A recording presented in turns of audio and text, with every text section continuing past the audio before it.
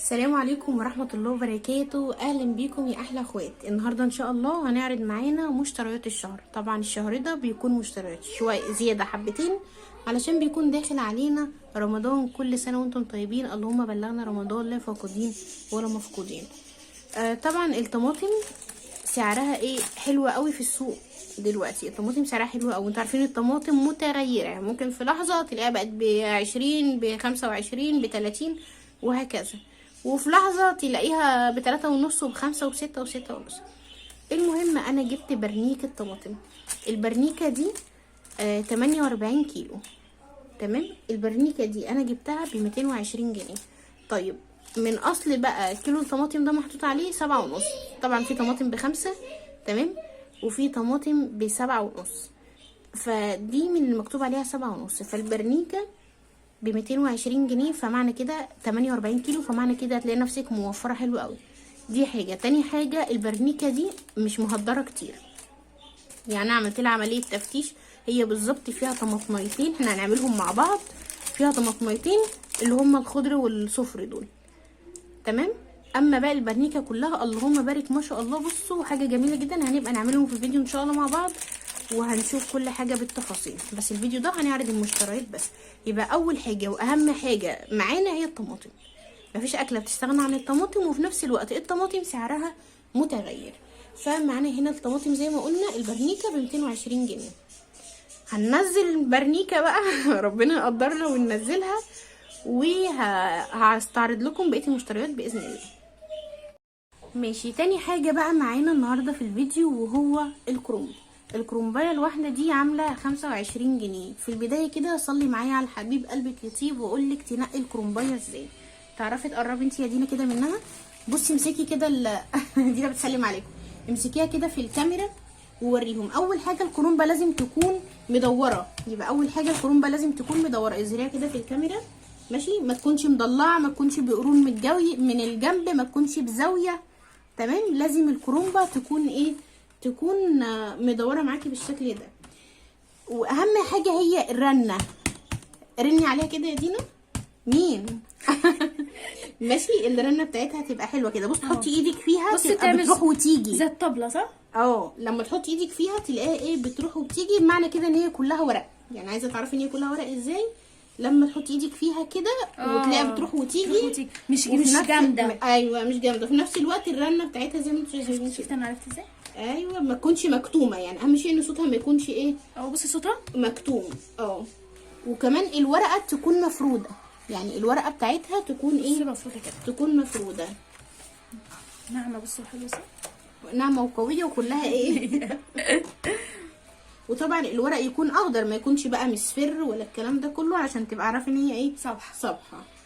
وكمان ما تكونش تقيله. يعني لما توزين تشيليها كده ما تلاقيهاش تقيله، هتلاقيها حلوه. والعروق بتاعتها دي، شايفين العروق بتاعتها دي كده تلاقيها ناعمه. العروق بتاعتها تلاقيها ناعمه كده. يبقى انت يا ست الكل جبتي احلى واحسن كرومبه. طب ما بتعرفيش تعملي الكلام ده كله، تقولي للست الخضريه نقي لي كرومبه حلوه. بقول لك نقي لي كرومبايه. فاحنا انا جبت 4 كرومبات عشان زي ما قلت لكم كده في اول الفيديو على شهر رمضان. كل سنه وانتم طيبين. نعمل ان شاء الله احلى تفريزات واوريكم الكرومب ده احنا هنفرزه مع بعض ازاي، ولا يتلج منك ولا يعمل ميه ولا الكلام ده كله. هقولك حتى لو عايزه تشيليه ملفوف هتشيليه ملفوف ازاي. فانتظروا ان شاء الله فيديو الكرومب. ان شاء الله احتمال يكون الفيديو جاي على طول. خلاص يبقى اتفقنا ان سعر الكرومبه الواحده 25 جنيه. نستعرض بقى باقي المشتريات. ودي كده يا دينا. بس خلي بالك ست عامله معاكي واجب في الكرومب ده اكيد. الكرومبايه دي بتاعتك لا، ما هو الواجب في ان الواحده ب25. يعني انا جايبه الاربعه ب100. ايوه هي الواحده اغلى من كده. معانا متابعيني شاطرين وبيعرفوا يفصلوا وبيعرفوا يجيبوا كل حاجه. برضه ندي الست حقها. هاتي بقى يا دينا اللي يجي في وشك. جبنا كمان البسله. هاتي البسله كده يا دينا. في شنطه بسله تاني صح؟ تمام. بصوا بقى اهم شيء انزل البتاع شويه ولا كده باين. معلش يا جماعه احنا كنا رافعين عشان البرنيكه بس.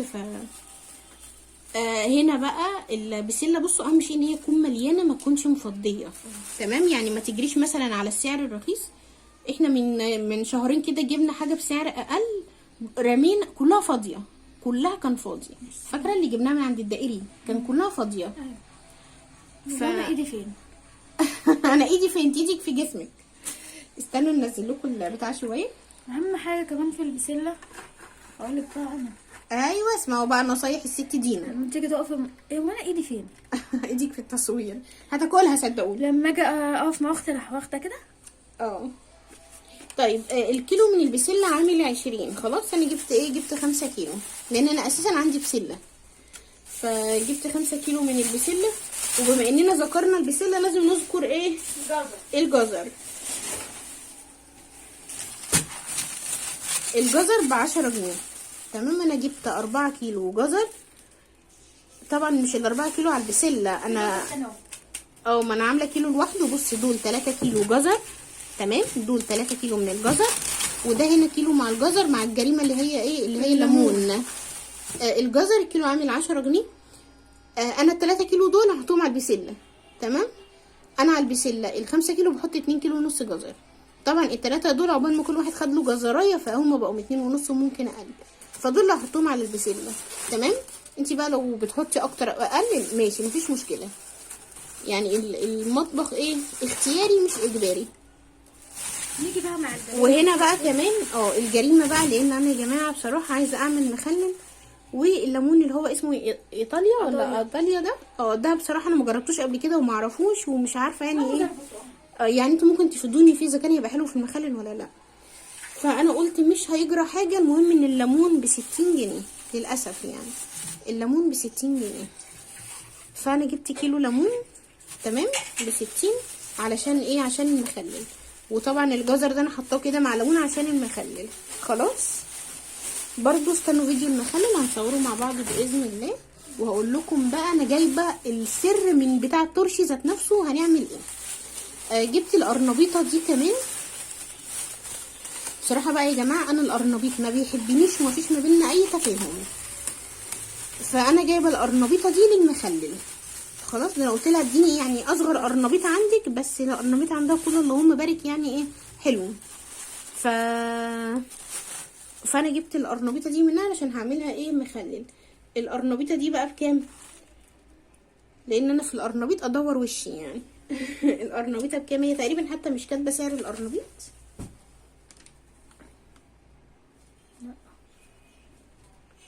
مش كاتبه سعرها.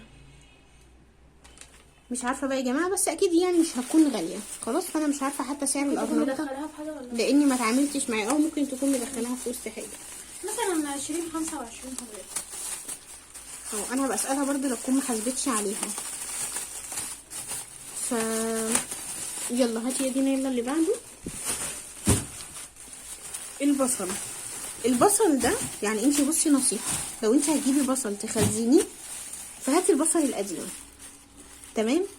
طيب مفيش مثلا القديم او مش متوفر او غالي قوي، لان انا جايبه البصل القديم امبارح، جايبه منه كيلو. الكيلو كان ب25 جنيه ده امبارح. احنا النهارده الجمعه 31/1. تمام. المهم ان انا بقى جبت البصل ده بقى، البصل الجديد ولكن مش الجديد قوي، اللي هو بصي تحسي ان ميته قربت تنشف. تمام. لان الجديد لو انت هتجيبيه وهتشيليه كده من غير ما تفرزيه ممكن يبوظ منك، وارد جدا يعني. لكن ده بصوا مقبول، اللي هو شايفين عامل ازاي؟ مش طري قوي. ميته يعني شبه نشفت. ايوه. البصل ده هو قال لنا ب15، ولكن هو في الاخر خدناه ايه؟ ب13 جنيه. كيلو ونص صح؟ الكيلو ونص ب20. المهم يعني انا هقول لكم دول 10 كيلو، هقول لكم ال10 كيلو حاسبهم بكام فوق اهو. 10 كيلو بصل ب140، يعني واقف ب14 جنيه. ايه ده؟ هو نزل جنيه بس؟ هو قال 13. هو قال 13 بس هو كده نزل جنيه بس. انا نازله. لا ده انا نازله له بقى. خلاص. يبقى البصل لو هتجيبي الجديد حاولي تجيبي الجديد اللي هي ميته ناشفه. طيب في بقى بصل ب10 وفي بصل بسعر اقل، ما انصحكيش تجيبيه هيبوظ منك، او هاتي بقى منه مثلا كيلو مش عارفه ايه، مشي نفسك كده يعني لحد ما يقدم. خلاص. يبقى ده كده بالنسبه للبصل. طيب هنا بقى دي الخضره بتاعت المحشي. ده انا جايبه ب30 جنيه خضره، 5 ربط من كل حاجه. خدي ادي العصافير. استني اغسلهم بس. اشمعنى بتتنشف؟ استنى بس يا حبايب قلبي، تاخدوا ثواب معايا بس عشان ايه؟ كل حاجه العصافير بس اهم منكم. تسلق بيت تقولي خدوا ادوا للعصافير، مش اه. كله انتوا. نزلي اي حاجه. خدي روحي ادي العصافير كل قفص كده، حطي عليه شويه. كل قفص حطي عليه شويه عقبال ما كل قفص حطي عليه شويه عقبال ما انقلهم بقى واظبط لهم ايه. من فوق. خلاص يا حبايب قلبي، يبقى دي كده الخضره بتاعه المحشي عامه. جبت ب30 جنيه من كل ربطه 5. هي عامه احنا عندنا الخضره سعرها غالي قوي. طيب جبنا ايه تاني؟ تعال نشوف الشنطه دي فيها ايه قبل ما دينا تيجي. ده المحشي. بتنجان. ده البتنجان. ده بتنجان ابيض ب 12 جنيه، صح يا دينا؟ ب 12. البتنجان الابيض كان فيه ب6 ده طبعا ما تفكريش يعني، بصي متعرفيش تبصي له. وكان فيه ب 12 اللي هو زي ده اللي احنا جايبينه ده ماشي. وكان فيه ب20. على فكره ابو 20 لما دخلت لقيته شبه هو ابو 20. تحسي ان يعني ايوه قوامته وخلاص. المهم ده كده 2 كيلو من البتنجان اللي هو من ابو 12. وهنا الفلفل الرومي ده ب25. تمام. النص ب12 ونص. في حاجه جوه. وفي بقى البتنجان الاسود اللي هو علشان خاطر هنعمله مخلل، يعني انت هتعمليه محشي بتعمليه عادي، بس انا جايباه عشان المخلل. البتنجان الاسود ده برضو ب12 جنيه. تمام. انا جايبه بقى شويه دول ليه؟ عشان اعرفكم احنا هنفرز البتنجان ازاي، عشان الناس اللي بتقول بتنجان ما بيتفرز، لا بيتفرز، ولا هتحطي السمنه ولا هتبخري على اي حاجه. اقول لكم اسهل طريقه لتفريزه ان شاء الله باذن الله. استنوني فيديو المحشي. جبت كمان 5 كيلو من البطاطس. تمام. ليه جبت 5 كيلو بس من البطاطس؟ لان انا لو جبت 5 15 50 هيخلصوا. البطاطس احنا هنا دي عيالي ادمان بطاطس. طول ما البطاطس شايفينها اكلين. والله. ف5 كيلو من البطاطس. تمام. البطاطس ال5 كيلو دول ب70 جنيه. طيب جبنا كمان ايه؟ جبنا كمان الفلفل اللي هو الهريسه ده، بس ده الفلفل الحراق ماشي. ده الفلفل الحراق هنعمل منه برضو ايه المخلل، وهنعمل منه الهريسه. هوريكم بقى هعمل بيه ايه. ده كده كيلو من الفلفل الحراق. الفلفل الحراق ده ب30 جنيه. الكيلو ده ب30 جنيه. انا قسمتهم على شنطتين عشان نخلل. وقلت لكم دول بتاع الجيران. واحد عشان طبعا المخلل، وواحد علشان هم مش هيعتقوني هياكلوا بتاع المخلل. لا مفضهمش على بعض. تمام. الخيار، كيلو الخيار عامل كام؟ كيلو الخيار اللهم صل على سيدنا محمد عليه افضل الصلاه والسلام عامل 20، يعني ال2 كيلو عاملين 40. طيب كده الخضار خلص خلاص. ماشي. جبنا بقى دوت السوريين. يا قلبي يا قلبي على السوريين، بعشقهم. المهم ده مخلل، ده زيتون كده من عند السوريين ماشي. محل سوري جامد قوي. ب20 جنيه.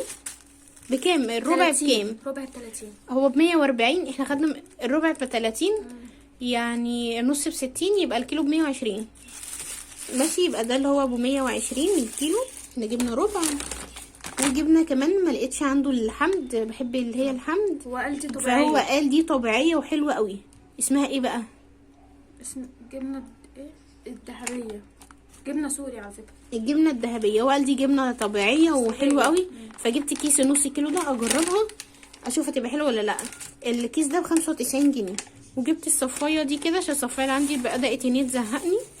الصفايه دي من 6 حراميه محدش يجيب منها. ب40 جنيه. دي قاعده في ميدان. ب40 جنيه، بس انا عشان مضطريه فجبتها. معلش. لا اقفلي. خدي. معلش يا جماعه دي كانت خناقه. انا والله العظيم عارفه. بصوا انتوا مش الفيديو ده اتصور لو ما نزلتش تفريزات اعرفوا ان الاكل خلص. في ايه تاني؟ في حاجه تاني جبناها النهارده؟ القطه. ما احنا صورتها. بس كده يا جماعه ده المشتريات. كل سنه وانتم طيبين. انتظروني ان شاء الله هنزل لكم بقيه المشتريات، بس لسه ما جبتهاش.